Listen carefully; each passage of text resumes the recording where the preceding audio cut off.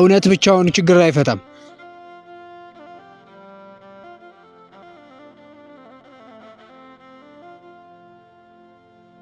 ፍርሃትና እዝነትም ከችግር አያስጥልም።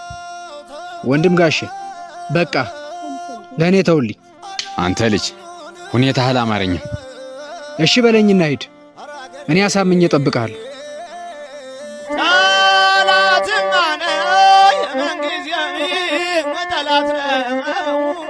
ጠላት ነው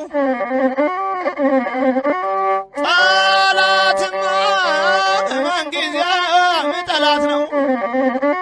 ቶሎ ብሎ መግደል